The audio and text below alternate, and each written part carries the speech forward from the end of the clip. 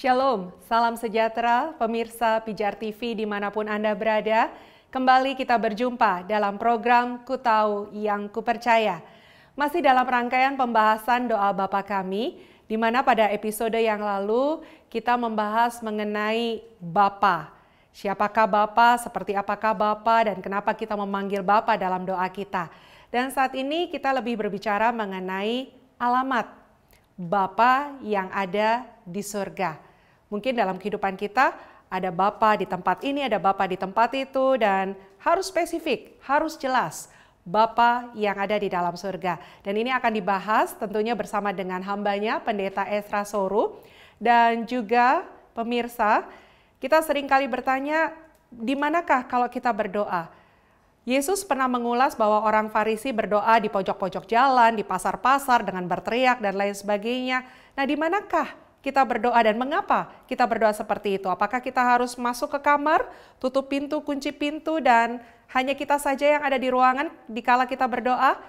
Di dalam episode ini juga akan dibahas. Untuk itu pastikan Anda tidak kemana-mana dan sampai akhir dari program ini Anda tetap bersama dengan kami di program Ku Tahu Yang Kupercaya.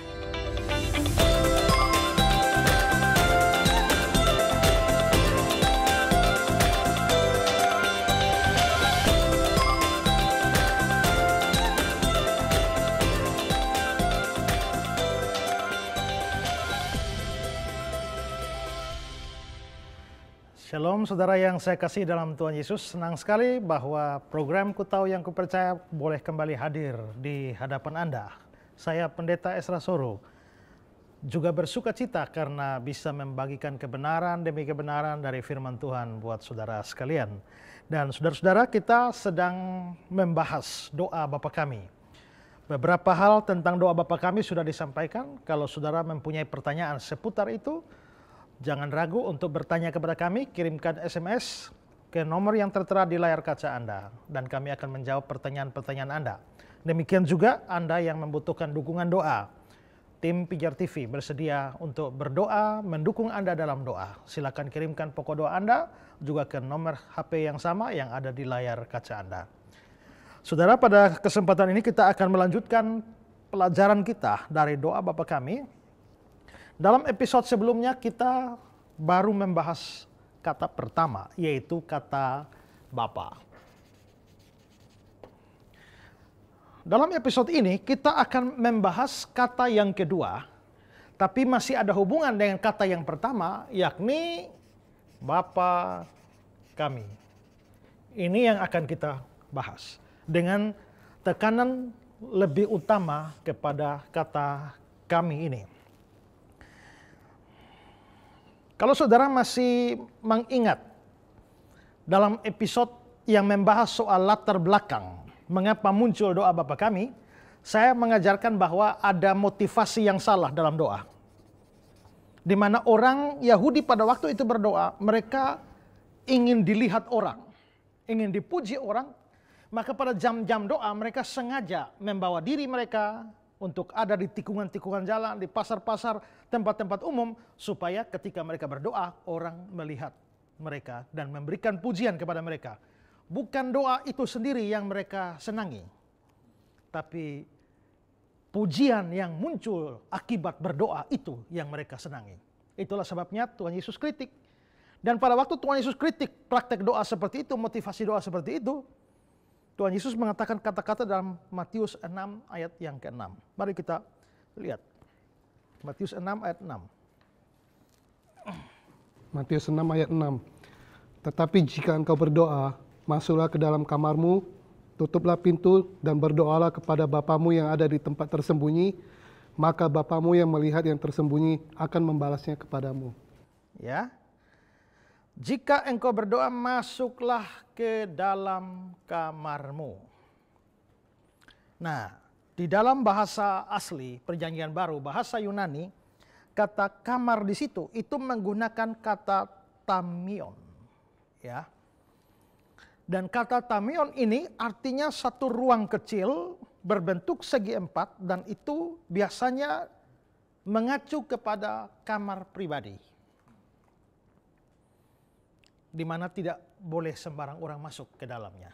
Ya, itu tamion. Makanya di dalam Alkitab Basic Bible English, di dalam Alkitab Indonesia dibilang masuklah ke dalam kamarmu, tapi Alkitab Basic Bible English dipakai kata your private room, suatu ruangan privatmu, ruang pribadimu. Nah, sekarang saudara lihat ya, kalau saya mau berdoa, saya masuk ke ruangan privat saya, ruangan pribadi saya, di mana tidak boleh sembarang orang masuk. Sekarang ada siapa di sini? Di dalam ruangan ini? Saya. Saya sendirian ada di sini. Ya. Lalu saya berdoa kepada Bapa di surga. Berarti di sini ada saya sendirian di sini berbicara kepada Bapa yang di surga. Di dalam Alkitab Contemporary English Version dikatakan, when you pray, go into a room alone. Waktu kamu mau berdoa, ya, masuklah ke kamarmu sendirian. Kalau sekarang orang ini sendirian di kamar, dia berdoa kepada Bapa dan dia menyapa Bapa, dia nyapa bagaimana? Bapakku yang di sorga. Kan cuma dia sendirian. Mestinya begitu kan? Mestinya dia bilang Bapakku yang di sorga. Seorang namanya Levi Smith, dia mengatakan bahwa bagi kita berdoa adalah satu pernyataan mengenai kepribadian kita secara suci. Sulit sekali untuk menyertakan orang lain di dalamnya.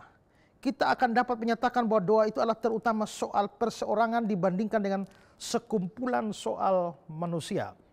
Semakin hilang doa perseorangan itu, semakin hilang pula jiwa dan kekuatannya. Oleh karena itu kita ingin memulai doa kita dengan Bapakku dan bukan Bapak kami. Dan ini cocok dengan ini. Kan saya sendirian kepada yang di surga, ya sudah, saya menyebut Bapakku. Tapi aneh ya, justru di dalam doa ini bagaimana? Bukan Bapakku, tapi Bapak kami. Ya, bukan Bapakku, tapi Bapak kami. Pak, saya mau tanya Pak. Tadi Bapak singgung bahwa doa itu sebaiknya di tempat yang sepi. Tapi saat ini ada banyak ibadah-ibadah di gereja, ada penyembahan yang hingar bingar, lalu juga ada lampu-lampu yang terang, lalu juga ada alat musik dengan suara yang menggelegar seperti itu. Nah, jadi ini jadi ambigu, Pak, jadi membuat bingung gitu, Pak. Apakah benar katanya bahwa itu lebih mendatangkan hadirat Allah? Apakah hadirat Allah dipengaruhi oleh lampu? Apakah hadirat Allah dipengaruhi oleh musik? Kalau memang demikian, maka orang-orang zaman dulu nggak bisa merasakan hadirat Tuhan. Di sini kita bisa lihat kebanyakan kita ini dengan kata lain membantu Tuhan dalam pengurapannya, dalam kehadirannya, dan lain sebagainya, sehingga terkadang muncul satu rekayasa secara psikologis, lalu kita menyebutnya sebagai hadirat Tuhan. Apalagi sekarang peranan musik ya. Begitu orang bernyanyi, apalagi di ujung dari lagu itu, ajaib Tuhan, ajaib Tuhan. Wah, musik masuk tuh, bass juga. Saudara rasa apa? Bulu badan berdiri ya. Waktu bulu badan berdiri, orang diurapi Tuhan. Hadirat Tuhan turun, oh haleluya. Tiba-tiba listrik mati. Begitu listrik mati, bulu badan turun lagi. Berarti hadirat Tuhan hilang. Nah, ini yang kadang-kadang kita menciptakan situasi-situasi atau kondisi-kondisi psikologis, lalu kita mengklaimnya sebagai pekerjaan Roh Kudus. Padahal pekerjaan Roh Kudus tidak terikat dengan rekayasa psikologis semacam itu. Nah, penggunaan lampu-lampu dengan musik-musik tertentu, ya, dengan praktek-praktek yang lain, kadang-kadang mau merekayasa ini. Saya beri contoh ya. Dulu saya ikut satu persekutuan doa. Pada waktu semua sudah penyembahan, pemimpinnya datang bisik sama saya, Esra, saya mau tumpang tangan sama orang sana. Tolong kamu ambil kipas angin, di setel yang paling slow, paling pelan. Waktu saya tumpang tangan, kamu arahkan kipas angin dari jarak sekian ke arah dia sana. Ya, saya lakukan saja. Waktu itu masih bodoh-bodoh. Jadi, hamba Tuhan itu pergi. Permisi Pak ya. Oh, haleluya. Haleluya, dia goyang-goyang. Begitu baru saya bawa kipas angin. Rasa apa dia? Rasanya kayak sudah dijamah begini baru ada angin datang, sepoi-sepoi, ini betul-betul ada urapan. Tapi bagaimana kalau tiba-tiba saya matikan? Dia nggak rasa apa-apa lagi. Nah, kebanyakan kita justru menciptakan suasana-suasana semacam ini dengan dalam tanda petik seperti kita mau membantu Tuhan untuk hadir dan semua orang merasakan kehadirannya. Saya kira itu cara yang tidak benar. Itu bukan berarti saya anti musik loh. Gereja saya pun pakai musik full band. Ya. Bukan berarti anti lampu. Di gereja saya juga banyak lampunya. Ya. Tapi kami tidak, itu hanya membantu untuk pujian, menyanyi, dan untuk penerangan. Tapi tidak mau membuat sebuah rekayasa. Sehingga orang merasa bahwa mereka sedang dijamah Tuhan. Padahal sebenarnya tidak. Kalau saudara membaca sumber-sumber yang berbicara dalam ilmu-ilmu psikologis, bahkan juga di dalam sumber-sumber yang berbicara mengenai faktor-faktor demonis, pekerjaan-pekerjaan kuasa gelap. Sekarang banyak orang bilang, kalau orang sampai tumbang itu pekerjaan Roh Kudus. Tapi saudara, setan pun bisa menumbangkan orang. Saudara baca di Alkitab itu kan ada orang kerasukan itu kan dibanting-banting juga. Tapi kalau bukan Tuhan, kalau bukan setan, ada faktor lain, yaitu psikologis. Musik membawa kita tuh masuk pada satu suasana trans. Dan pada waktu orang sudah di suasana trans sedemikian rupa, hal apa saja bisa terjadi. Ya. Dan karena itu maka dengan mudah orang bisa ditumbangkan hanya dengan membawa dia kepada suasana trans. Nah, itu yang saya mau kita berhati-hati. Jangan sampai kita merekayasa suatu kondisi psikologis, lalu kita mengklaimnya sebagai pekerjaan Roh Kudus. Ingat, beribadah kepada Tuhan tidak boleh mengabaikan akal budi. Tapi kebanyakan kita sekarang ini kalau sudah masuk hadirat Tuhan artinya jangan pakai otak. Ayo, jangan pakai otak, jangan pakai otak, jangan pakai otak. Ya, ingat ya. Kalau kita beda kita dengan binatang itu kita diberi akal budi. Ya, binatang tidak.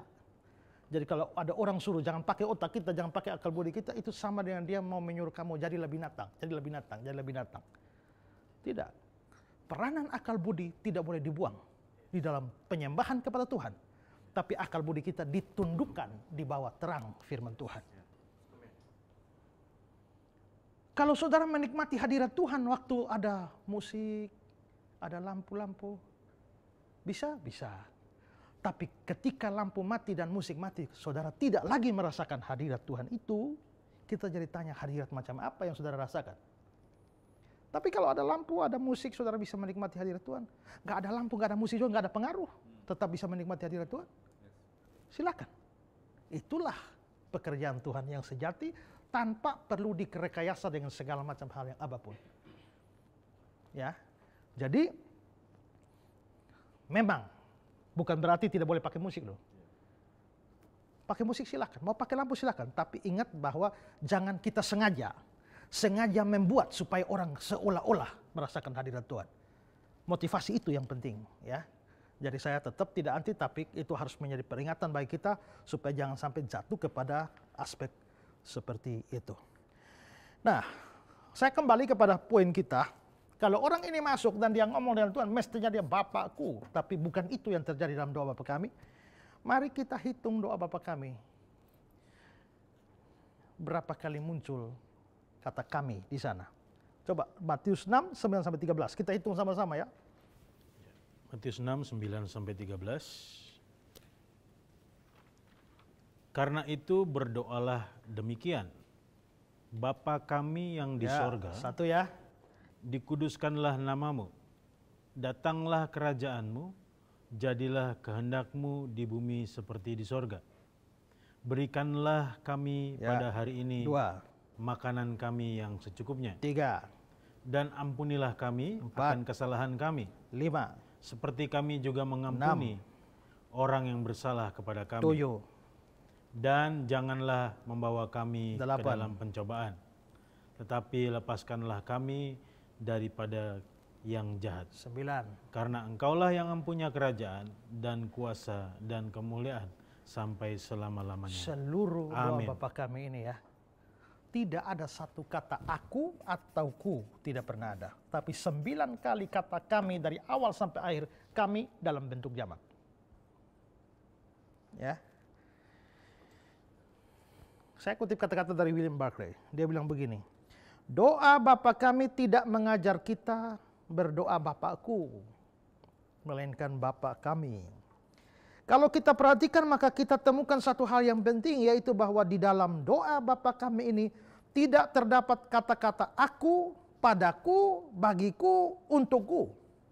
Memang benarlah kalau dikatakan bahwa Yesus datang ke dunia untuk menyingkirkan kata-kata itu dan menggantinya dengan kata-kata kami, pada kami, bagi kami, dan untuk kami. Apa arti semua ini? Nah, saya kembali berikan kata-kata Barclay. Dia bilang, artinya adalah Allah bukan milik seseorang secara eksklusif. Ungkapan Bapa kami dengan jelas dan tegas menghilangkan egoisme dan kepentingan diri seorang pribadi. Doa ini tidak ada kata aku, padaku, bagiku. Ini dengan kata lain mau ngajar kita bahwa doa mestinya tidak boleh egois. Doa tidak boleh berpusat pada diri sendiri. C.L. Smith, Tuhan bukan hak milik perseorangan. Tuhan adalah kepunyaan setiap orang. Dia bukan Tuhanku sendiri. Dia bukan hanya Tuhan saudara. Dia Tuhan kita bersama. Dia bukan Bapak bangsa Yahudi. Dia bukan Bapak bangsa Yunani. Dia Bapak kita. Dia bukan dari timur. Dia bukan dari barat. Dia Tuhan dan Bapak kita bersama. Lalu Smith melanjutkan, siapa yang sungguh-sungguh hendak belajar doa Bapa kami, dia harus rela meniadakan keakuannya. Dalam doa Bapa kami, keakuan kita dengan segala hak dan keinginannya sudah disalibkan. Ya, sudah disalibkan. Jadi dengan kata lain, Yesus ingin katakan bahwa dengan masuknya seorang ke tamion atau ruang pribadinya, orang itu hanya memang sendirian dengan Tuhan, tapi itu tidak berarti bahwa Tuhan hanya menjadi milik saya sendiri. Ini luar biasa. Tuhan adalah Bapa bagi segala anak-anaknya. Karena itu walaupun seorang anak telah mengunci kamarnya, dia tidak pernah bisa mengunci Tuhan untuk dirinya. Tuhan adalah milik bersama dari anak-anaknya. Dia adalah Bapakmu, Bapakku, dan karenanya menjadi Bapa kita bersama atau Bapa kami bersama. Kalau begitu maka doa saya nggak boleh hanya melulu untuk saya.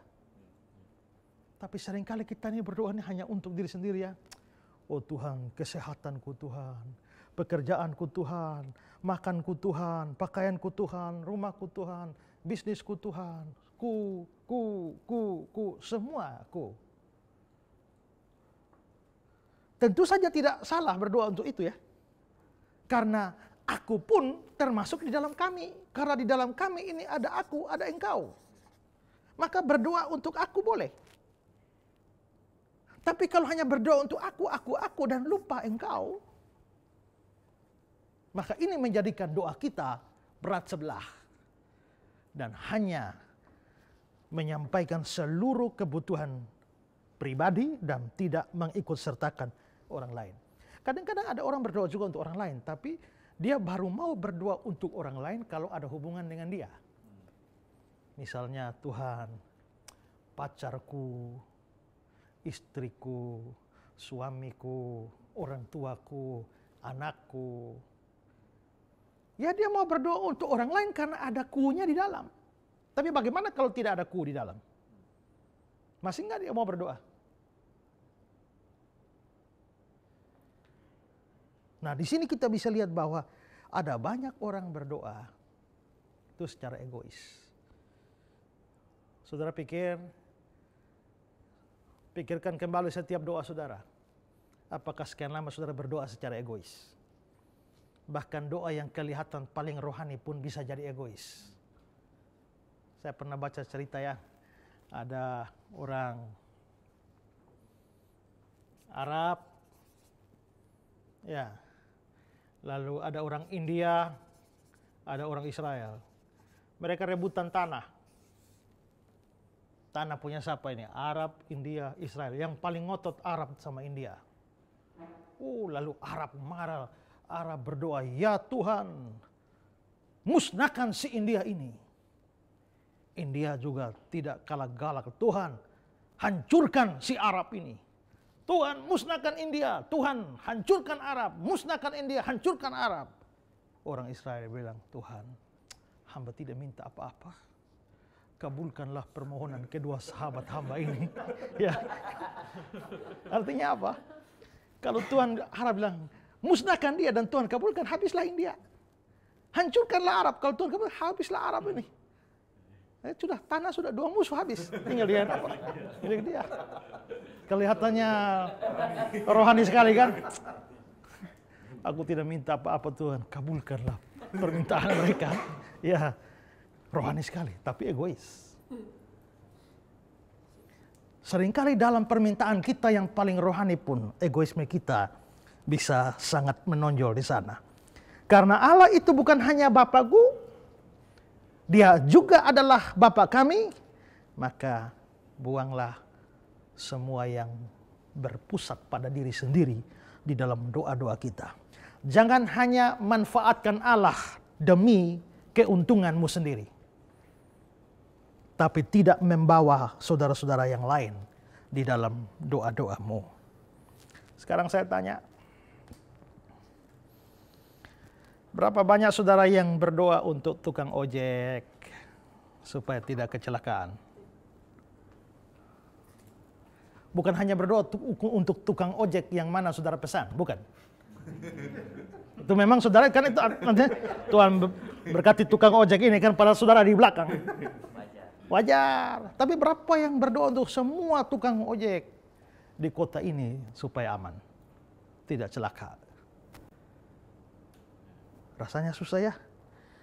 Berapa banyak yang berdoa supaya para guru bisa mengajar murid-murid dengan baik, walaupun gurunya siapa tidak kenal. Ya. Berapa banyak yang berdoa untuk para dokter supaya bisa bertugas dengan baik dan tidak lakukan malpraktek dan bikin diagnosa salah, lalu akhirnya bikin banyak orang jadi rugi. Berapa banyak orang yang berdoa untuk Pak Polisi supaya jangan pungli, ya, untuk pengacara supaya menangani kasus dengan adil, hakim supaya dengan adil. Kalau hakim tidak adil kita kutuk dia, tapi berapa banyak yang berdoa supaya hakim-hakim bisa bertugas dengan adil. Pernahkah ada saudara yang berdoa untuk orang yang belum pernah dengar Injil? Ya. Pernahkah berdoa untuk petani di sawah, nelayan di laut? Pernahkah berdoa untuk para bandar narkoba supaya bertobat? Pernahkah berdoa supaya suami istri yang rencana cerai, batal cerai? Pernahkah berdoa untuk para mahasiswa teologi yang sedang studi, bahkan yang saudara sendiri tidak kenal? Pernahkah berdoa untuk para koster di gereja supaya tugas dengan baik, jangan curi duit kolekte? Ya. Pernahkah berdoa untuk orang lain dalam doa Anda secara seimbang dengan kebutuhan Anda atau tidak. Jikalau orang-orang itu adalah orang-orang percaya, maka dia saudaramu, sama dengan engkau punya Bapa yang sama. Ya. Maka persaudaraan di dalam Kristus harus membuat kita datang kepada Allah tidak membawa urusan kita sendirian, tapi bahkan membawa urusan orang lain. Itulah sebabnya minta makan bukan hanya untuk makan diri sendiri, tapi berilah makanan kami. Minta ampun bukan untuk diri sendiri, tapi ampunilah kesalahan kami. Jangan membawa kami ke dalam pencobaan. Berarti bukan hanya diri saya yang dimasukkan di dalam permintaan-permintaan itu, tapi orang lain juga. Doa tidak boleh egois. Ada anak-anak kecil di sekolah minggu yang lagi lomba ya peringatan ulang tahun gereja, lalu mereka ada acara lomba balap-balapan lah, mobil-mobilan lah. Masuk final, beberapa orang masuk. Ada satu anak namanya Adi masuk juga. Sekarang lomba mau dimulai, semua peserta sudah siap. Mana si Adi? Gak ada. Guru cari semua, mana si Adi? Tahu-tahu Adi muncul dari belakang gedung sana. Lalu guru tanya, Adi dari mana? Buat apa? Adi lagi habis berdoa, Ibu. Adi doa apa? Pasti Adi berdoa supaya Adi yang menang. Teman-teman kalah nggak? Ya. Adi bilang, tidak Ibu. Kenapa? Rasanya tidak adil kalau saya berdoa supaya Tuhan pro saya dan membuat saya menang dan mengalahkan teman-teman saya. Terus adik berdoanya gimana? Adik cuma minta, Bapa di surga, kalau adik kalah, Tuhan tolong supaya adik jangan menangis. Amin. Kalau kita lagi lomba, kita doa gimana? Tuhan tolong supaya kami nyanyi suara bagus, grup sana jelek. Supaya kami tidak salah dan mereka salah, supaya kami juara. Itu gambaran-gambaran dari doa yang egois. Kalau saudara sekian lama berdoa secara egois, doa Bapa kami mengajar saudara untuk membuang egoisme saudara. Sekali lagi saya tekankan, ini bukan berarti salah kalau berdoa untuk diri sendiri. Berdoa untuk diri sendiri perlu dan benar karena aku termasuk di dalam kami. Tapi tidak boleh hanya aku dan lupa yang sebelah. Ya. Saya mau tanya Pak, maaf. Tadi Pak Ezra sebutkan bahwa doa itu nggak boleh egois kan Pak. Tapi kira-kira doa seperti apa yang perlu dinaikkan oleh orang-orang yang punya pekerjaan yang ada hubungan dengan musibah yang dialami oleh orang lain? Misalnya pemilik bengkel, tukang tambal ban, atau pengusaha peti mati mungkin Pak. Nah bagaimana mereka harus berdoa supaya usaha mereka laris tuh Pak?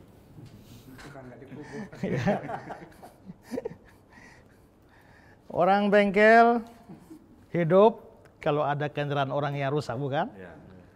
Ya. Tukang tambal ban baru dapat duit kalau ada yang bannya bocor. Tukang jual peti mati baru hidup kalau ada orang mati. Terus waktu mereka mau doakan bisnis mereka ini kira-kira bagaimana? Tuhan, ini peti mati ini sepi nih loh, ya. Sudah 2 bulan gak ada yang beli ini Tuhan, itu gimana nih? Tuhan tolong kalau bisa ada yang almarhum lah. Tuhan tolong supaya kalau bisa ini hari ada yang mati. Ada yang mati atau ada yang bannya bocor, ada yang kendaraannya rusak. Rasanya kalau doa gitu jadi egois ya. Nah, kita boleh berdoa bukan supaya orang mati. Orang mati itu kan tanpa kita doa juga tiap hari ada yang mati kan. Jadi kita tinggal berdoa, Tuhan yang sudah mati-mati itu ya Tuhan berilah berkat bagi hamba-Mu melalui keluarganya yang cari peti mati di sini. Jadi bukan saya yang membuat mereka mati, memang mereka sudah mati. Ya. Bukan saya yang berdoa supaya bannya bocor, tapi kalau ada yang bocor, Tuhan bisa atur sehingga bocornya 10 meter dari tempat saya, ya. Atau yang bengkelnya atau yang kendaraannya rusak ketemu bengkel saya. Tuhan berkati saya dengan cara seperti itu, tapi jangan berdoa supaya kendaraan orang rusak, ya. bannya bocor atau orangnya mati. Jadi doa tetap, biarpun usaha kita, bisnis kita ada hubungan dengan musibah orang lain, tapi itu tidak harus membuat kita jadi egois di dalam doa. Pak, boleh tanya? Ya. Ini menarik yang tadi, kita punya hubungan, Bapak bilang kan di beberapa acara yang lalu, Ya. Kita punya hubungan pribadi dengan Tuhan. Ya. Kita berarti boleh berdoa dengan secara pribadi. Ya. Ini banyak gereja yang menekankan doa korporat. Nah, bagaimana dengan itu, Pak? Doa memang sifatnya pribadi ya. Tapi kan juga doa bersama juga kan nggak ada larangannya. Ya. Ingat jemaat mula-mula itu salah satu cirinya adalah mereka hidup dalam persekutuan dan salah satu hal yang di dalam itu adalah doa. Ya, coba Pak bisa lihat Kisah pasal 2 ayat 42. Kisah pasal 2 ayat 42. Mereka bertekun dalam pengajaran rasul-rasul dan dalam persekutuan, dan mereka selalu berkumpul untuk memecahkan roti dan berdoa. Ya, ada kata persekutuan di sana.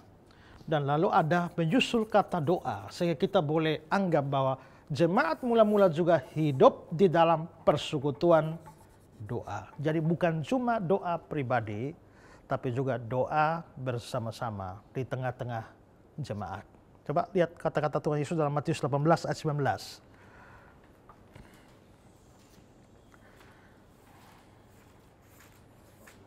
Matius pasal 18 ayat 19. Dan lagi aku berkata kepadamu, jika 2 orang daripadamu di dunia ini sepakat meminta apapun juga, permintaan mereka itu akan dikabulkan oleh Bapakku yang di surga. Ada kata 2 orang sepakat. Kelihatannya itu persekutuan doa. Jadi bukan hanya dirinya, tapi yang seorang lagi. Jadi mereka 2 bersama-sama berdoa, sepakat dalam satu permintaan. Tuhan mengabulkan. 3 orang sepakat boleh? 1000 orang sepakat boleh? Bukan hanya boleh, malah lebih bagus lagi, ya. Maka itu menunjukkan bahwa persekutuan doa di tengah-tengah jemaat itu juga sesuatu yang penting. Dan kadang-kadang kita juga bisa perlu saling mendukung dalam doa. Seseorang bisa share bebannya sehingga didukung atau didoakan oleh teman-teman yang lain.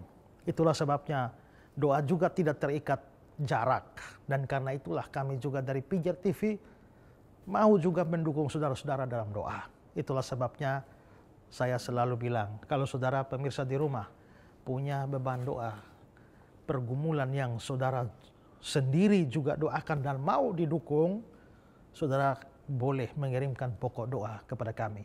Ada nomor HP di layar kaca ini, silakan SMS pokok doa saudara di sana dan kami akan doakan. Tapi ingat, jangan mengirimkan pokok doamu di sini dan kami berdoa untuk saudara dan saudara tidak berdoa.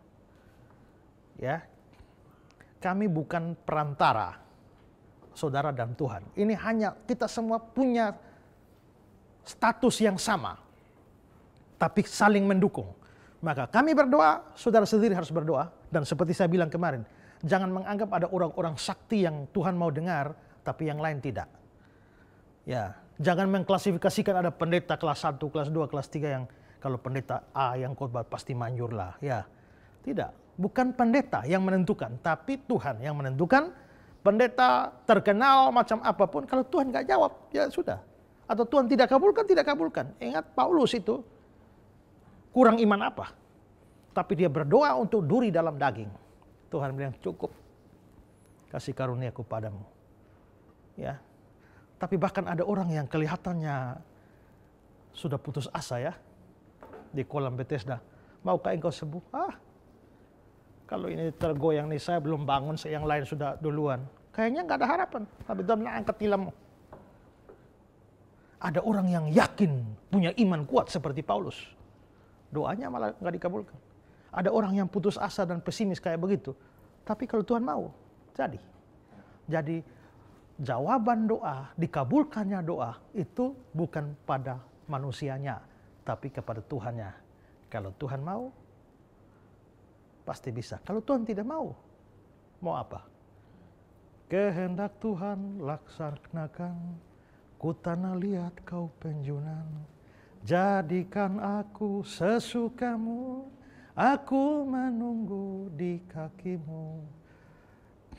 Saya tertarik dengan kata-kata tulisannya Pak Bigman Sirait itu ya. Iman yang besar sanggup memindahkan gunung. Tapi iman yang benar itu sanggup untuk tetap percaya biarpun gunung tidak berpindah. Itu luar biasa tuh. Dalam nama Yesus sembuh, mujizat terjadi, puji Tuhan. Tapi ternyata didoakan tidak sembuh-sembuh juga, mati. Asal percaya, puji Tuhan. Ya. Kalau Tuhan tolong, Tuhan kabulkan, puji Tuhan. Tuhan tidak kabulkan, puji Tuhan. Karena ada banyak hal kebaikan yang datang di balik doa yang tidak dijawab. Ada mitologi Yunani. Seorang dewi namanya Dewi Aurora. Ini dewi di kayangan. Ini mitologi Yunani. Saya nggak ajar dongeng, cuma ilustrasi. Ya. Nah, Dewi Aurora ini kan di kayangan ini punya hidup kekal. Lalu dia mandi di bumi ini ketemu seorang laki-laki namanya Titorus. Jatuh cintalah Aurora kepada Titorus. Kepengen nikah. Lalu dia bilang kepada Dewa Kepala, saya mau nikah dengan Titorus. Dewa Kepala bilang nggak bisa. Kenapa? Kita ini kalangan dewa, punya hidup yang kekal. Mereka manusia, fana, nggak bisa menikah. Tapi karena Aurora ngotot, Aurora bilang begini, kalau begitu dengan kuasamu bikin saja dia memiliki hidup kekal. Kenapa tidak bisa?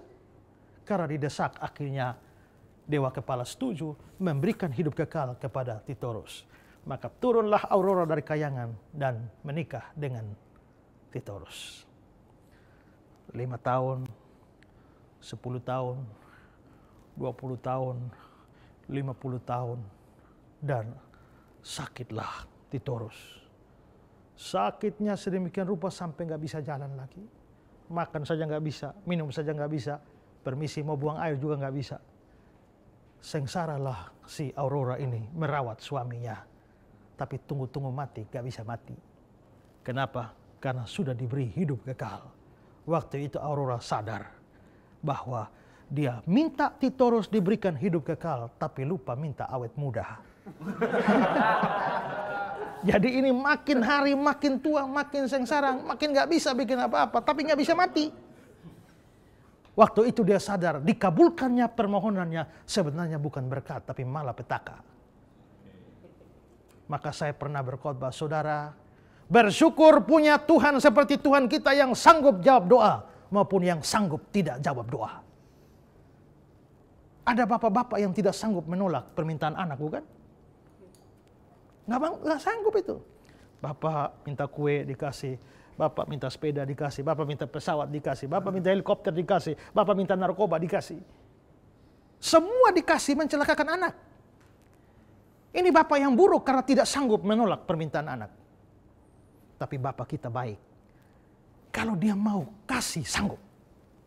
Tapi dia juga sanggup untuk tidak kasih. Itu dalam sekali itu.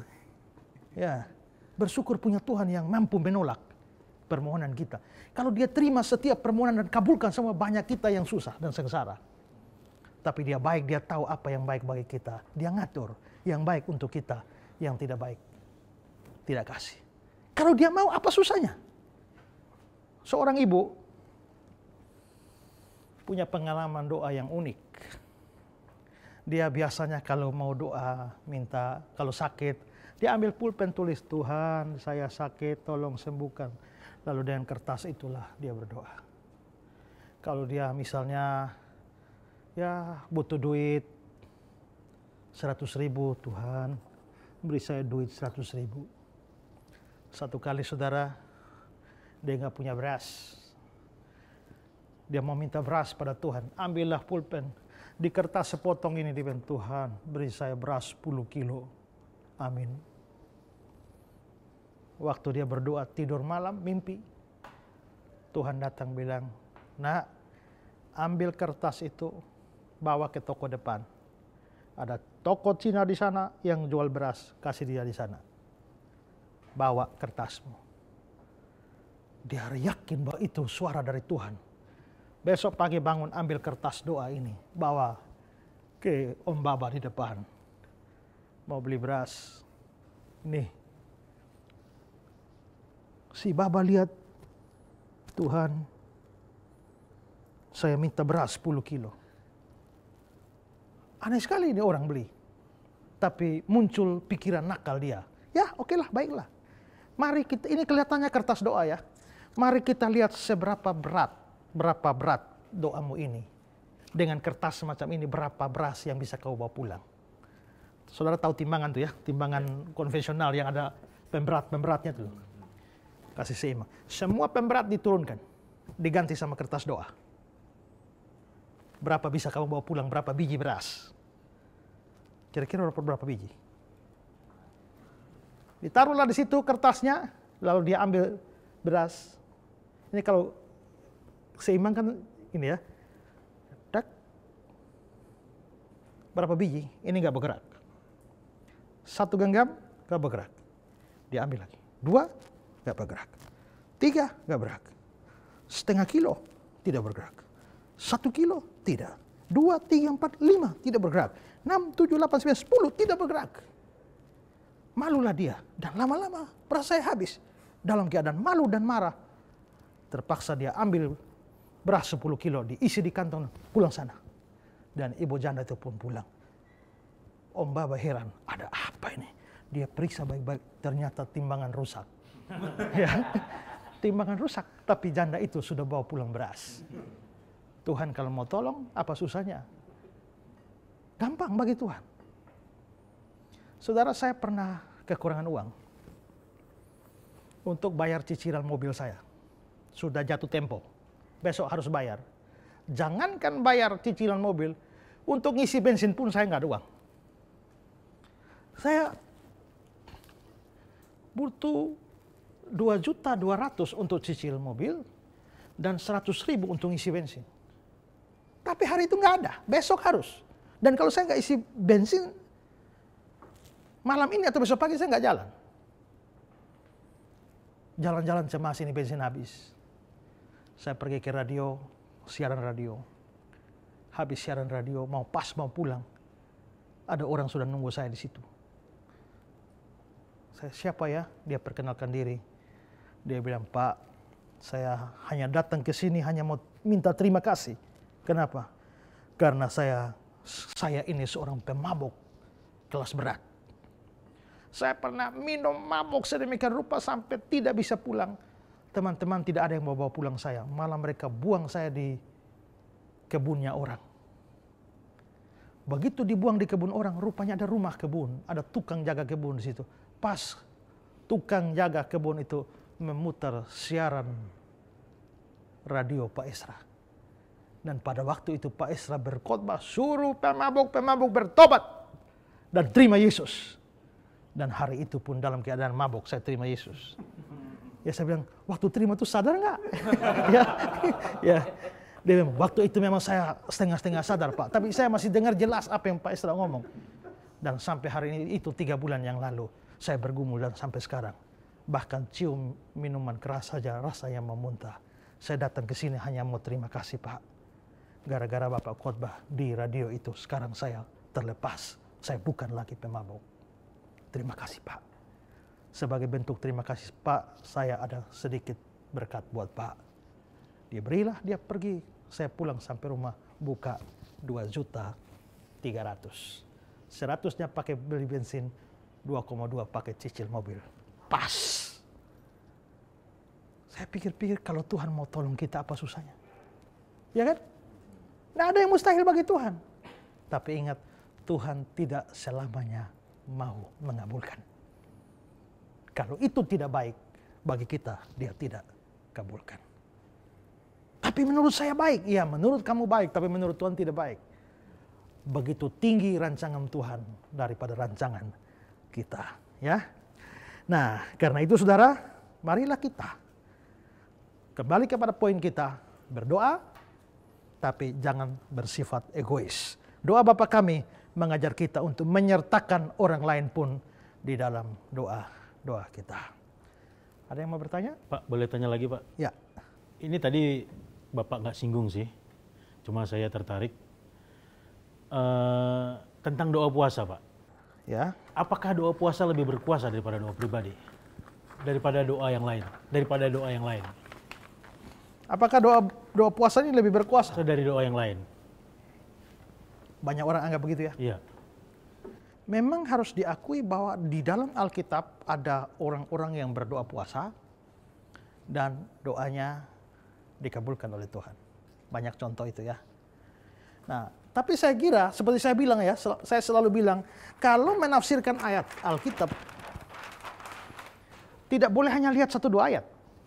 Harus melihat seluruh Alkitab dan ditafsirkan bersama-sama. Mari kita lihat data. Pertama adalah ada orang yang doa puasa, ya, dia doa puasa dan doanya dikabulkan. Mari kita lihat, jangan hanya stop sampai di situ. Kita lihat fakta lain. Apakah ada orang yang doa puasa tapi tidak dikabulkan? Ada nggak? Daud. Coba mari lihat 2 Samuel 12.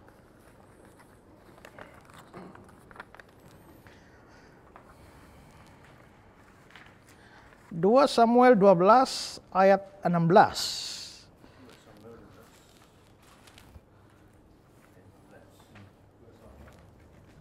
Ayat 16.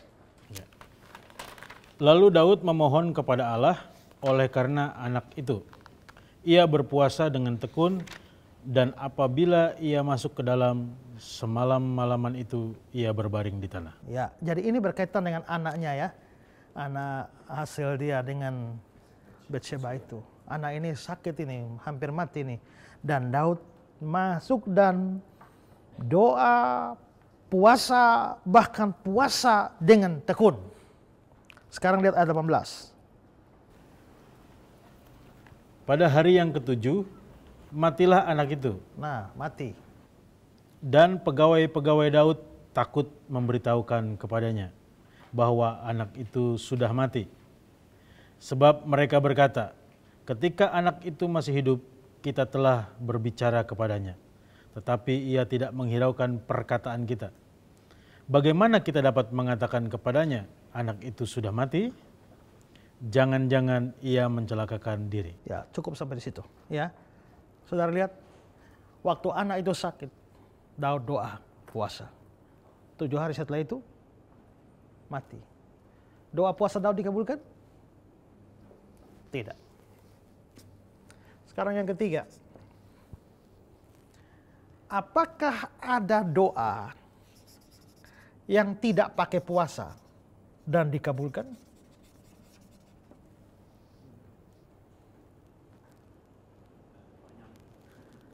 Banyak. Ya. Saya kasih satu contoh saja ya. Lukas 1 ayat 7 dan 13. Lukas 1 ayat 7.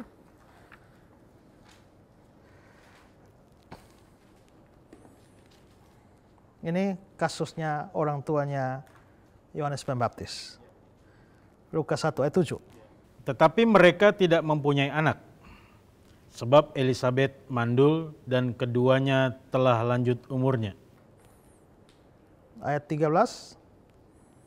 Tetapi malaikat itu berkata kepadanya, jangan takut hai Zakaria, sebab doamu telah dikabulkan.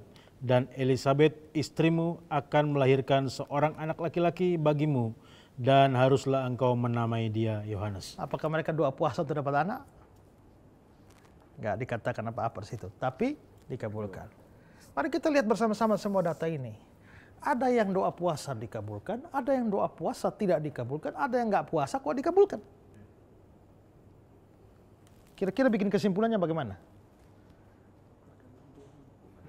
Dikabulkan atau tidaknya satu doa tidak tergantung pada puasanya. Tapi ya kehendak Tuhan terakhir. Doamu kalau salah dan tidak sesuai kehendak Tuhan, pakai puasa pun nggak bisa. Tapi kalau memang Tuhan menghendakinya, kamu nggak puasa pun dapat. Nah terus kalau begitu kita tanya, loh terus apa gunanya puasa? Lalu terus kenapa sampai yang ini puasa dikabulkan, yang ini nggak dikabulkan? Gini,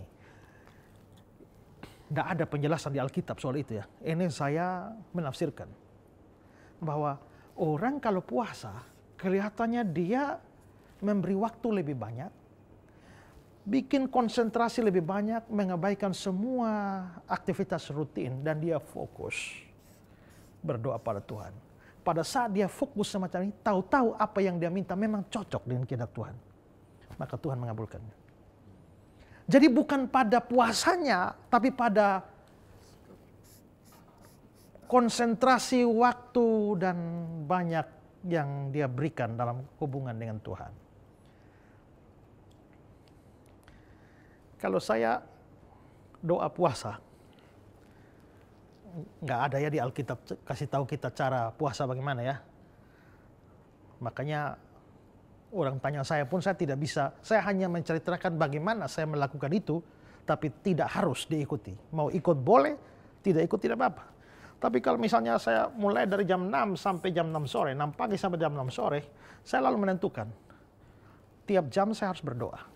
7, 8, 9, 10. Nah, jam 6 ini, misalnya mulai saya mesti pertama nyanyi, puji Tuhan, baca Alkitab, renungkan Alkitab, lalu bawa pokok doa. Jam 7 saya kembali lagi, nyanyi, baca Alkitab, doa. Nyanyi, baca Alkitab, doa. Nyanyi, baca Alkitab, doa. Nyanyi, baca Alkitab, doa. Nyanyi, baca Alkitab, doa. Berarti pada hari ini saya berdoa sangat banyak. Tuhan ajarkan kita ketekunan. Banyaknya doa kalau tidak sesuai kehendak Tuhan pun Tuhan gak jawab, gak kabulkan. Tapi pada saat saya berdoa sebanyak ini, dan kalau itu ternyata cocok dengan kehendak Tuhan, Tuhan berkenan mengabulkan. Karena itu tidak tepat kalau kita mengatakan bahwa doa puasa lebih berkuasa dari doa yang lain. Harus perhatikan semua fakta. Jangan hanya lihat ayat-ayat tentang puasa lalu dikabulkan. Nah, ini lebih berkuasa. Jangan, ada banyak fakta lain yang harus kita perhatikan dari dalam Alkitab. Itu namanya mengeluarkan ajaran Alkitabiah, itu harus begitu. Kalau kita mau selidiki soal puasa, lihat seluruh ayat Alkitab yang ada hubungan dengan puasa. Ditafsir bersama-sama. Kalau kita misalnya mau bicara soal bunuh diri, lihat seluruh ayat yang berhubungan dengan bunuh diri. Jangan hanya satu ayat. Nah, kebanyakan orang adalah pakai satu ayat, ditafsir kemana-mana, lupa bahwa nabrak ini, nabrak itu, nabrak ini. Makanya saudara, kalau saya nanggapi orang, ya, yang ngajar-ngajar aneh-aneh itu, seringkali pakai ayat. Kalau sudah tidak pakai ayat, ya sudah, ngapain mau dipercaya. Tapi yang pakai ayat, pertama kita nguji caranya. Kalau ada si A, khotbah gini, ada ayat gini. Gampang cara ngatasinya. Pertama, pikir, apakah ada ayat yang bertentangan dengan yang diajarkan atau tidak? Mikir seluruh dari Kejadian sampai Wahyu. Dan saya seringkali temukan, oh dia ngomong gini, tapi ada ayat begini. Dia ngomong gini, tapi ada ayat begini. Dia ngaku pergi ke neraka, lihat setan siksa-siksa orang berdosa di sana. Tapi ada ayat yang bilang, Wahyu 20 ayat 10 bilang, nanti setan masuk neraka nanti. Lalu setan juga bilang, aku tahu siapa engkau yang kudus dari Allah. Apakah engkau, Yesus, mau menyiksa kami sebelum waktunya? Engkau mau menyiksa kami? Setan tahu dia akan masuk neraka, tapi dia disiksa. Tapi anehnya ini orang khotbahnya kok, dia lihat setan menyiksa. Ah, ini pasti salah nih. Dia sudah berkhotbah atau menafsir tabrak ayat yang lain.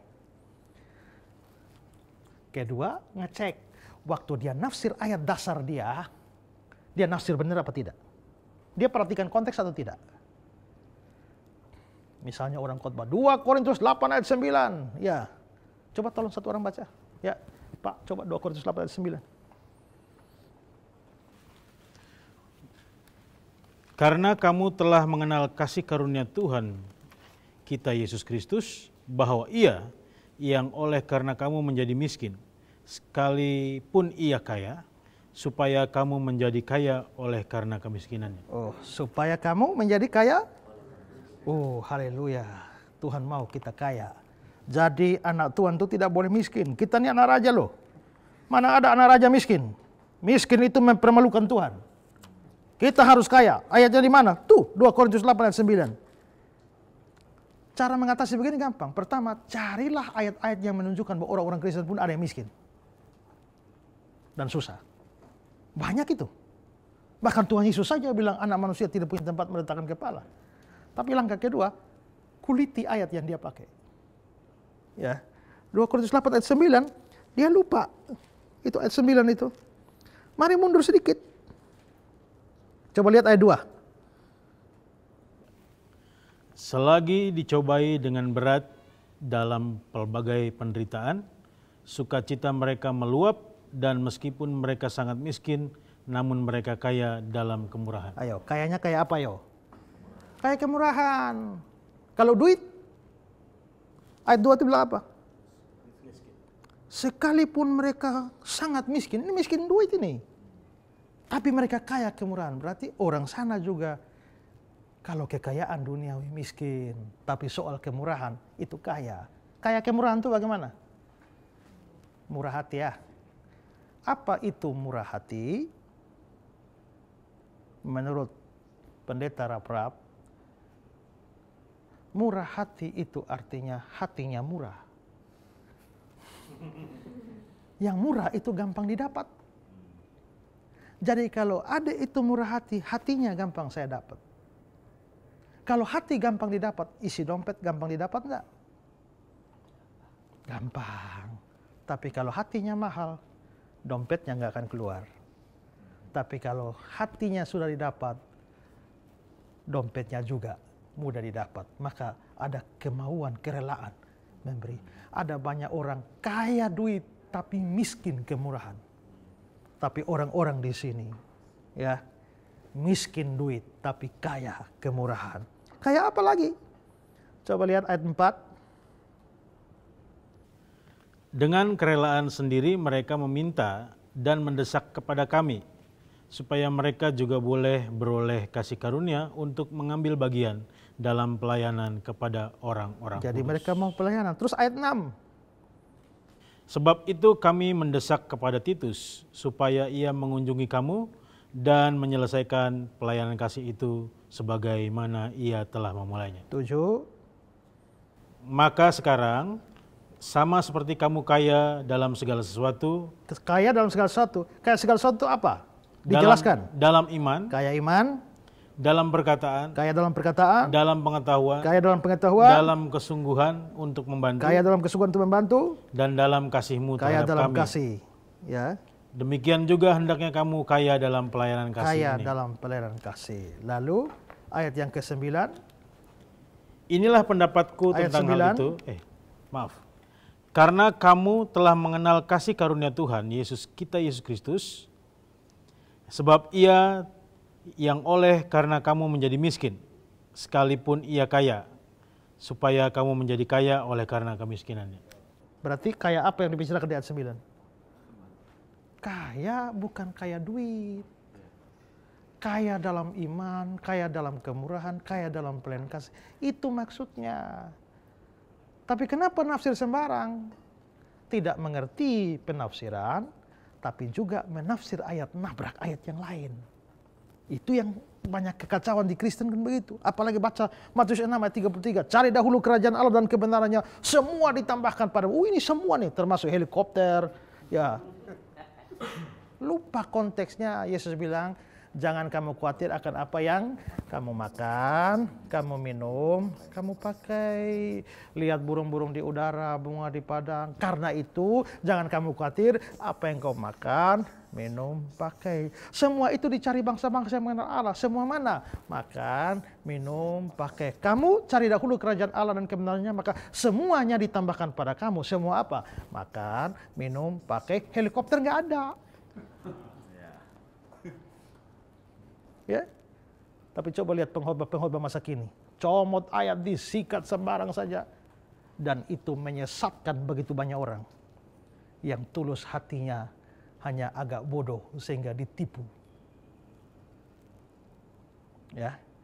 Jadi ingat, kalau memahami satu ajaran harus lihat semua ayat. Karena itu jangan hanya lihat ayat yang puasa dikabulkan, lihat juga yang puasa tidak dikabulkan ada. Yang nggak puasa dikabulkan ada juga. Maka kesimpulannya adalah bahwa dikabulkannya doa tidak tergantung pada puasa atau tidak puasa, tapi tergantung pada kehendak Tuhan. Puasa adalah tindakan kita memberikan waktu dan konsentrasi lebih banyak untuk membawa pergumulan pada Tuhan. Apakah Tuhan mau jawab atau tidak? Ya terserah Tuhan. Oke? Ya, baik saudara yang terkasih, kalau saudara juga di rumah masih mempunyai pertanyaan seputar apa yang sedang kita bahas ini atau tentang doa, jangan khawatir, kirimkan pertanyaan saudara di nomor yang ada di layar kaca, juga termasuk pokok doa saudara. Saudara boleh kirimkan dan tim Pijar TV dengan senang hati akan mendoakan saudara. Nah saudara, sekarang kita sudah belajar doa Bapa kami ya. Mari kita bergerak maju. Bapa, yang kedua, Bapa kami, lanjutannya, yang di surga. Wah, ini dua kata saja panjang ya. Tapi itu menunjukkan bahwa firman Allah punya kekayaan luar biasa. Sekarang kita bicara yang di surga. Ini menunjukkan bahwa ada tempat yang namanya surga. Karena itu kalau orang tidak percaya ada surga, mending stop jadi orang Kristen. Ya, ada tempat yang namanya surga dan Allah ada di surga. Allah memang ada di surga, tapi karena Allah itu maha hadir, maka kita tidak boleh berpikir bahwa Allah hanya ada di surga. Tapi dia ada di seluruh tempat. Mari coba lihat 2 Tawarik 2 ayat 6. 2 Tawarik pasal 2 ayat 6. 2 Tawarik pasal 2 ayat yang ke-6. Tetapi siapa yang mampu mendirikan suatu rumah bagi dia, sedangkan langit, bahkan langit yang mengatasi segala langit pun tidak dapat memuat dia. Langit, bahkan langit yang mengatasi segala langit pun tidak dapat memuat dia. Berarti Tuhan ini begitu besar. Allahu Akbar. Ya, lebih besar dari langit yang mengatasi segala langit. Lalu Yeremia 23:24. Yeremia 23:24. Sekiranya ada seorang menyembunyikan diri dalam tempat persembunyian, masakan aku tidak melihat dia. Demikianlah firman Tuhan. Tidakkah aku memenuhi langit dan bumi? Demikianlah firman Tuhan. Tidakkah aku memenuhi langit dan bumi? Jadi Tuhan ini tidak dibatasi oleh tempat. Artinya Tuhan memang ada di surga, tapi Tuhan tidak dibatasi oleh surga. Tuhan tidak hanya ada di surga, tapi dia ada memenuhi seluruh langit dan bumi. Nah, saudara-saudara, terkait dengan doa yang kita pelajari ini, masalahnya doa ini bukan hanya bilang Bapa kami, tapi ada Bapa kami yang di surga. Waktu kita belajar soal Bapa, ingat, ini hubungan keakraban, kedekatan, dan karenanya kita tidak boleh takut. Jangan takut datang kepada Allah, karena Allah itu adalah Bapa kita. Tidak boleh takut. Tapi saudara, ada orang yang tidak takut, saking tidak takut jadi kurang ajar.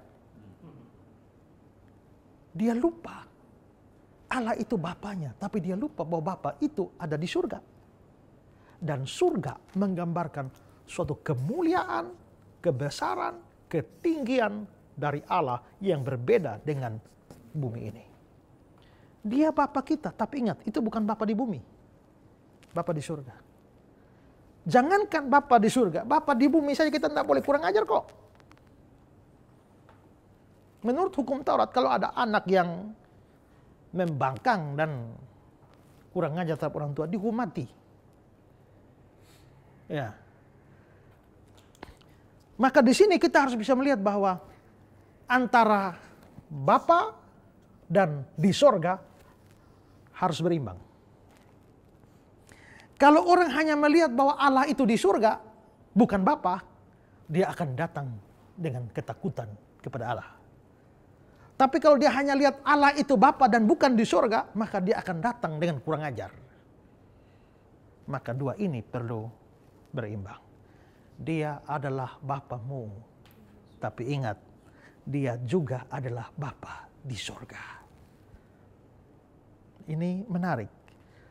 Kebenaran ini harusnya menuntun kita kepada sikap hormat, sikap yang tertib pada waktu kita datang berdoa kepada Tuhan. Menghadap manusia saja kita hormat ya, adalah aneh kalau tidak menghormat kepada Allah. Berapa banyak orang yang dalam kebaktian di gereja sedang doa atau khotbah, HP bunyi, langsung angkat dan terima di situ. Itu kurang ajar itu. Tidak sadar bahwa dia sedang bicara dengan Bapa yang di surga atau sedang mendengar Bapa yang di surga bicara.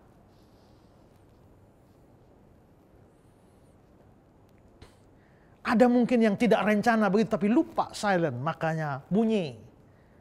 Ya kalau sudah begitu ya segeralah dimatikan. Bukannya dimatikan, ngomong lagi.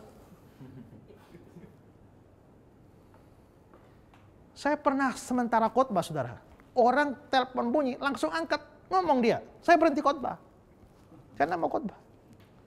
Habis dia ngomong, saya bilang, jemaat kita tunggu, tadi saya berhenti karena ada bos besar di sana yang ngomong. Itu sikap kurang ajar. Saudara seperti itu, saudara bertobat. Karena Bapa itu memang Bapamu, tapi dia Bapa yang di surga. Saya ingat satu cerita tentang Billy Graham. Dia orang punya waktu untuk berdoa. Dan dia masuk berdoa. Dia sudah pesan kepada orang yang di situ, pembantunya mungkin, saya mau berdoa, jangan diganggu. Dan dia berdoa. Sementara berdoa, pintu diketok, permisi Pak, ada telepon. Marahlah dia, saya sudah bilang lagi berdoa, jangan diganggu. Tapi Pak, tapi apa? Yang telepon ini presiden. Ingat Billy Graham itu orang yang hamba Tuhan yang juga menjadi penasihat sejumlah presiden Amerika pada masa lampau. Yang telepon ini presiden. Billy Graham bilang pada presiden, saya lagi bicara dengan raja di atas segala raja, suruh tunggu. Kalau kita, jangankan presiden, lurah telepon saja, ya. Kita bisa tinggalkan Tuhan. Itu kurang ajar kepada Tuhan.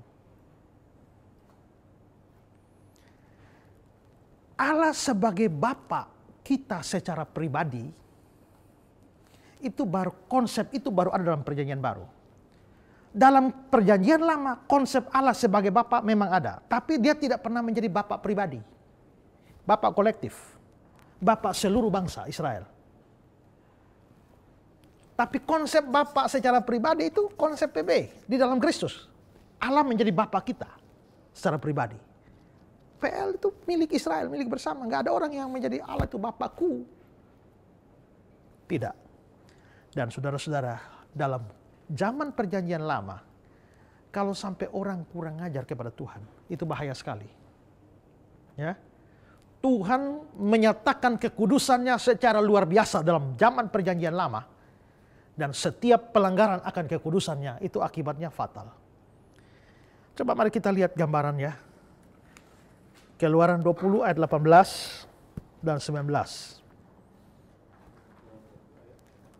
Keluaran 20 ayat 18, 19.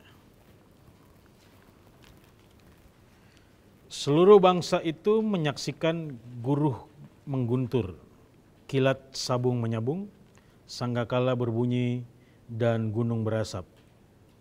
Maka bangsa itu takut dan gemetar, dan mereka berdiri jauh-jauh.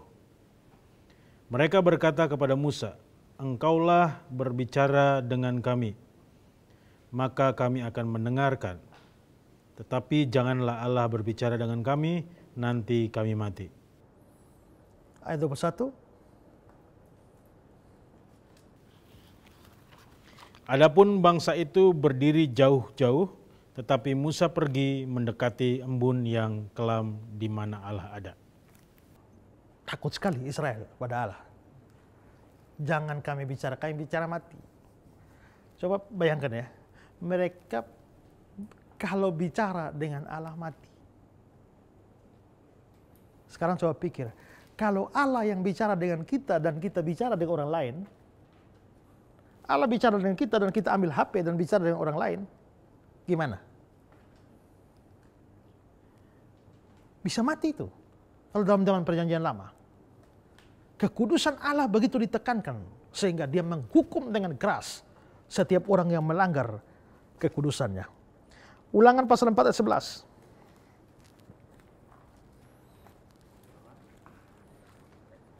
Ulangan 4 ayat yang ke-11. Lalu kamu mendekat dan berdiri di kaki gunung itu. Sedang gunung itu menyala sampai ke pusar langit dalam gelap gulita, awan dan kegelapan.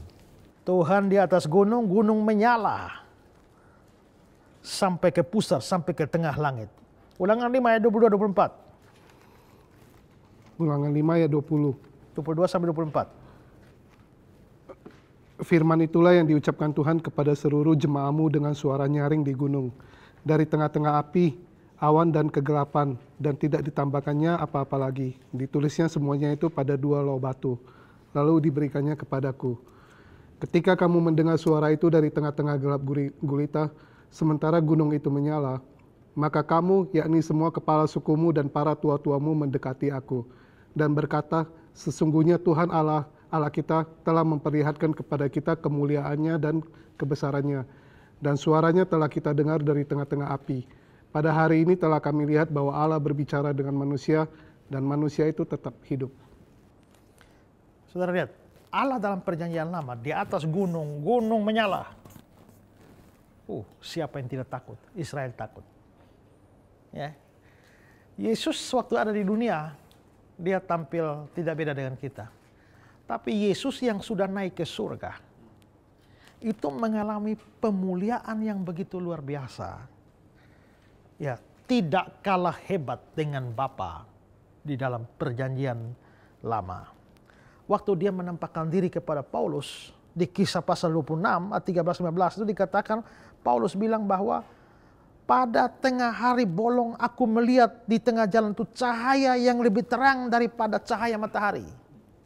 Nanti di ayat 15 dia bilang, siapakah engkau Tuhan? Kata Tuhan, akulah Yesus. Berarti Yesus pun tampil dari surga dengan cahaya yang lebih terang dari matahari. Berarti di surga itu kemuliaan begitu luar biasa. Yohanes melihat satu penglihatan di surga berkenaan dengan Tuhan yang ada di surga. Mari lihat Wahyu 1 ayat 13-16. Wahyu 1 ayat 13-16. Dan di tengah-tengah kaki Dian itu ada seorang serupa anak manusia, berpakaian jubah yang panjangnya sampai di kaki, dan dadanya berilitkan ikat pinggang dari emas. Kepala dan rambutnya putih, bagaikan bulu yang putih metah, dan matanya bagaikan nyala api. Dan kakinya mengkilap bagaikan tembaga membara dalam perapian. Suaranya bagaikan desau air bah. Dan di tangan kanannya ia memegang 7 bintang, dan dari mulutnya keluar sebilah pedang tajam bermata 2. Dan wajahnya bersinar-sinar bagaikan matahari yang terik. 17. Ketika aku melihat dia, tersungkurlah aku depan kakinya sama seperti orang yang mati. Tetapi ia meletakkan tangan kanan di atasku, lalu berkata, jangan takut, aku adalah yang awal dan yang akhir. Nah, ini Yesus. Saudara lihat ya, matanya bagaikan nyala api, suaranya bagaikan desau air bah, wajahnya bersinar-sinar bagaikan matahari yang terik. Kemuliaan yang luar biasa. Ini jelas beda waktu Yesus di bumi. Kalau dia di bumi model begini, nggak ada yang berani salibkan dia. Ya, tapi dia sampai di surga. Kadang-kadang membayangkan ini saya terhibur. Karena melihat orang-orang agama lain sering menghina-hina Yesus kita, tuh rasanya marah. Tuhanmu kok pakai kolor di tiang jemuran. Waktu kadang-kadang mendengar olok-olokan begitu, saya bilang, Tuhan cepat datanglah, ya, cepatlah aku mau lihat. Ada yang bilang begini, saya sendiri berdosa, saya siap bertanggung jawab. Kalau memang Yesus itu Tuhan, saya siap bertanggung jawab. Kalau memang saya harus masuk neraka, saya akan terima dengan lapang dada. Orang itu tidak tahu apa-apa.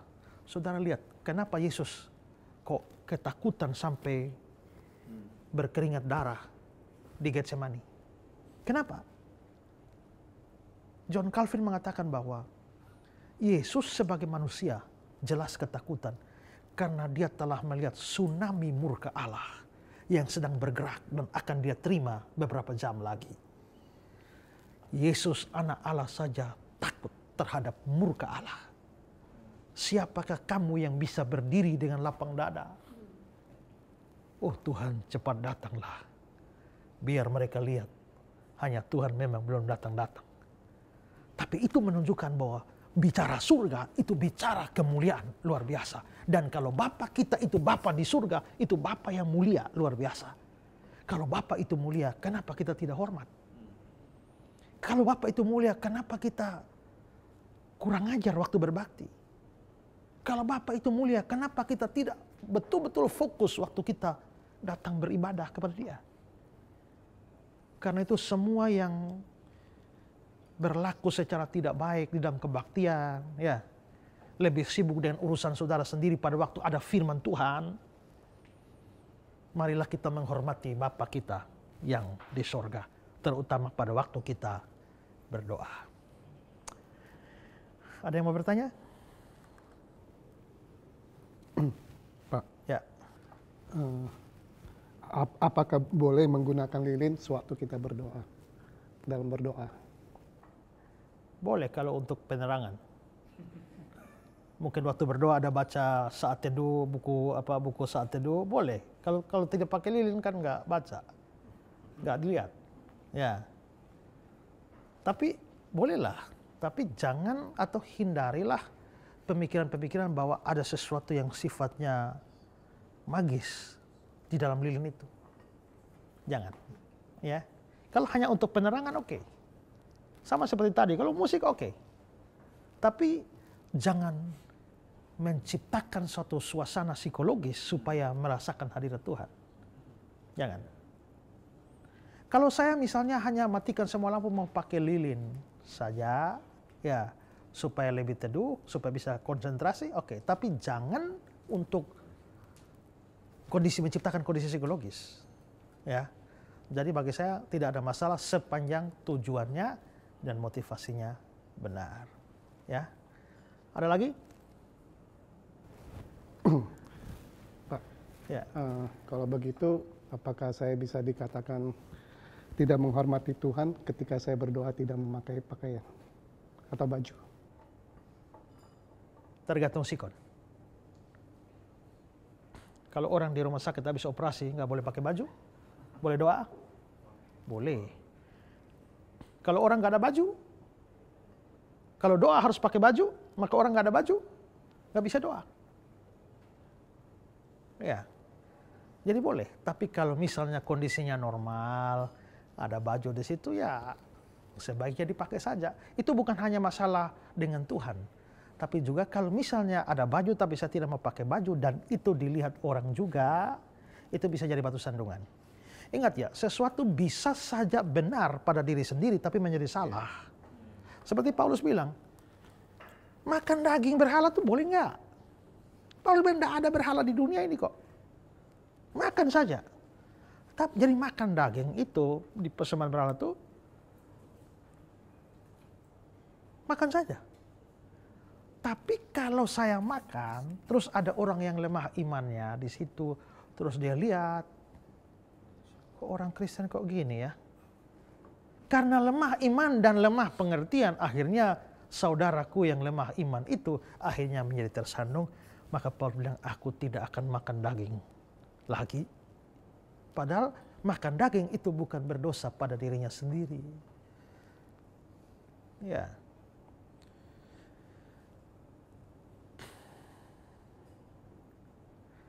Karena itu maka sama dengan hal itu juga. selalu dipertimbangkan juga bahwa pada saat kita melakukan hal-hal di mana ada banyak orang. Sekarang doa itu ya, ada yang kemarin atau dalam episode yang lain ada yang tanya, doa itu apakah harus tutup mata? Saudara, kadang-kadang kalau saya doa makan sendirian, tidak ada orang lain, saya nggak tutup mata. Pada waktu lihat makan, ya, kayak lihat-lihat aja. Tapi hati dan konsentrasi saya betul-betul pada Tuhan. Amin, makan. Tapi kalau ada orang lain, saya nggak mau begitu. Nanti mereka bilang, pendeta ajar kita doa makan, pendeta saya nggak berdoa. Jadi batu sandungan bagi orang lain. Kalau ada orang lain, saya pakai secara normal, berdoa, tutup mata, dan makan. Tapi kalau saya sendiri, ngapain saya bisa perlu tutup mata kalau saya bisa konsentrasi? Kalau tidak bisa konsentrasi, tutup mata. Karena kalau saudara lihat mie, ayam goreng begini, tidak bisa konsentrasi mau berdoa, ini kan mata lihat sih, lebih baik tutup. Ya, tapi kalau bisa konsentrasi, silakan. Tapi harus diperhitungkan, jangan sampai menjadi batu sandungan.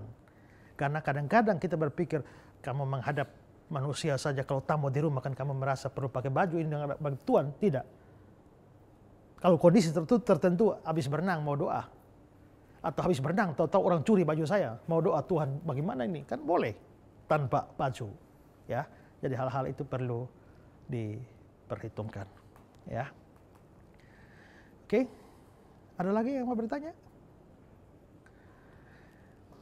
Baik, saudara-saudara, kita sudah melihat Bapa kami yang di sorga. Nanti kita dalam episode-episode selanjutnya, kita akan membahas terus, dikuduskanlah namamu, datanglah kerajaanmu, sampai amin. Ya, nah ikuti terus pelajaran ini. Kalau perlu berusahalah supaya jangan absen, jangan kehilangan satu episode. Karena ini pelajaran penting sekali untuk melengkapi kita dengan satu konsep doa yang benar, kekayaan rohani yang begitu banyak terkandung dalam doa ini. Saudara di rumah, kalau punya pertanyaan, kirimkanlah pertanyaan saudara ke Pijar TV. Ada nomor HP di layar kaca Anda, silakan kirimkan ke sana. Juga pokok-pokok doa yang saudara ingin untuk didukung dalam doa, kirimkan itu juga. Dan satu hal juga adalah bahwa program ini, Ku Tahu Yang Ku Percaya juga, saya sering menyebutnya ini adalah program dari pemirsa untuk pemirsa. Ini untuk pemirsa di rumah, pelajaran-pelajaran ini. Tapi dari pemirsa, kenapa? Karena program ini sesungguhnya dibiayai dari uang yang berasal dari para pemirsa. Ada orang-orang yang cinta Tuhan, cinta kebenaran, dan tidak egois supaya kebenaran itu hanya milik mereka. Tapi mau supaya lebih banyak orang dapat kebenaran ini. Mereka membiayai program ini dengan uang mereka. Saudara juga boleh ambil bagian dalam pembiayaan program ini. Ada nomor rekening di layar kaca Anda. Anda boleh berikan persembahan seberapapun kerelaan Anda. Kalau Anda punya kekayaan dalam kemurahan, Anda murah hati, Anda juga boleh pakai uang Anda untuk kemuliaan Tuhan. Dan persembahan Anda akan sangat berguna bagi pemberitaan firman Tuhan sampai kepada banyak orang. Saya Pendeta Esra Soru, undur diri dari hadapan Anda. Tuhan memberkati Anda sekalian, dan salam terang bagi Indonesia.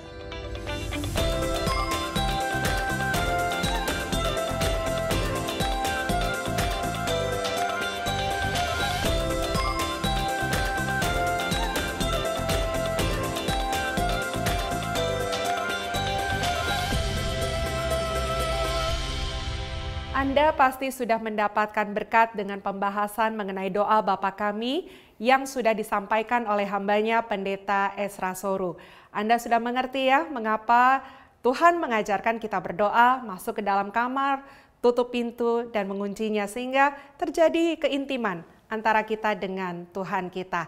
Dan biarlah kita praktekkan dalam kehidupan kita sehari-hari sehingga firman itu akan benar-benar menjadi nyata dalam kehidupan kita semua pemirsa yang diberkati Tuhan.